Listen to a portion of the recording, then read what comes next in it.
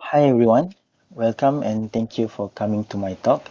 So my name is Muhammad Aimaduddin Atik bin Kamisan, or you can call me Atik for short. I am a data engineer with Goga Data Analysis and Consulting. We are known as Goga Analysis or Goga Kaiseki in Japanese, or GDAC as short, but you can call us whichever you like. So today I will be talking about geocoding using BEAM, and this talk is basically about one of our use cases of BEAM as an approach to our problem when handling a client's project. So this is a quick glimpse of my talk today. Firstly, I will be talking about my workplace and its relation to the use case, the background of the case, our approach, how we handle the problem, and finally a quick and short summary of my talk. So first thing first, about us. We are actually a small company based in Japan that specialize more on analysis of geospatial and mapping data. So we have a team of data engineers and scientists that work together on multiple projects, which also include, but not limited to, marketing research, advertising strategy, logistics strategy, labor management, and disaster prevention. So we provide solutions on any part of an analytics process, whether it's from the start, in the middle, or near the end. So some of them are hearing from customers about problems and issues, proposals and design of solution or consulting services, data collection or data cooperation, processing and combination, or also data quality improvement. So we also do data visualization, prediction, simulation, and also optimizations and others. So about me, I am one of the data engineers on the team with about 1 year of experience, and I just joined them early last year. So we have various experience and results in data analysis. Furthermore, while understanding the unique field operation, we also implement data quality improvement from the viewpoint of data management. Here is a few notes on the case background. So basically, we receive the files on the place information from our client daily, and it is ingested into Google Cloud Storage or GCS.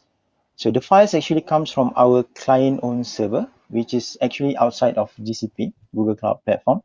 So the data is then processed and wrangled before any analysis is performed. Uh, as you may know, some of the information were missing, such as incomplete address. We have missing coordinates and other stuff. And we also need to do the cross-check of the data for validation. For example, the cross-check of address, whether it's uh, the same before and after geocoding and reverse geocoding. So the processing is done using BEAM and it runs in Cloud Data Flow. So as you can see in the figure, this shows a little bit of how our data processing looks like. So the above one shows the whole process with the lower picture of pipelines showing our current data processing with geocoding and reverse geocoding added. So firstly, to understand a little bit about one of the problems we are facing, so I will show you how an address system works in Japan. So basically in Japan, the address starts from a big area and move towards smaller area. So they start from prefecture, then the city or ward or locality, and then the locality or sub-locality, depending on the previous one, and lastly, the sub-locality. So one of the example is as what I shown here. So this is actually the address of my previous place of study, which is K University and its Yoshi campus. So this reads as Kanagawa Ken, Yokohamashi Kohokuku Hiyoshi 4 chome or 4 chome. Ichiban, Ichi is 1 and Ichigo, 1 go. So this address actually have 3 ways of writing it, as you can see here. And either of these ways of writing is actually officially correct and acceptable in Japan. So as you can see, the last part can be written as either 4 Chome, Ichiban Ichigo, 4 Chome, 1 bang and 1 go, or 4 Chome, 1 dash 1, or 4 dash 1 dash 1. So if you break down the address, you can see that the prefecture is Kanagawa-ken, Yokohamashi is the city, Kohokuku is the ward, and the locality is Yoshi. The first sub-locality is 4 Chome, and the second sub-locality is Ichiban. And sometimes the second sub-locality may be 1-1 in some places. In some places, such as Tokyo, they can have the ward directly after the prefecture. So for example, it can be Tokyo to Minatoku or Tokyo Metropolis, and Minato Ward, or Tokyo to Shibuya-ku, Shibuya Ward, after directly after the prefecture, and the locality comes next. There is also a place that have city and directly locality names without ward. So the most common cases in Japan is prefecture, city, then locality and sublocality. So here's a sample data that we receive daily.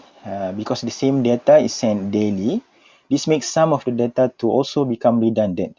So from the sample data given, you can notice what kind of information is actually missing. So for example, here in the first row, in Chiyoda 1, so the address is actually incomplete. So this is supposed to be Tokyo to, then Chiyoda-ku. So in the second row, the address is somewhat okay because it starts from Tokyo to and Shinagawa-ku and so on. But we are missing the information of the coordinates. So the latitude and longitude is null. So the final row shows that both incomplete address because before Shibuya-ku, there's supposed to be Tokyo to, and the latitude and longitude is missing, as you can see. So just a little bit of fun fact. So Shibuya, the address for Shibuya 1, Shibuya-ku Dagenzaka, is actually near the famous Shibuya crossing. Uh, So what we did was using beam map and the function just like the one shown in the picture. The function mainly used two things. One is the Python self-built-in library, which is request, and use Google Maps API. So I think that you could also use other maps API like OpenStreet or others for the geocoding. So what we did is actually request through the Google Maps API for the geocoding and return and gets the coordinates of each address for analysis purposes. So the same thing was done for the reverse geocoding. So in reverse geocoding, we return the full address of the coordinates based on the one that I mentioned previously. So the address that we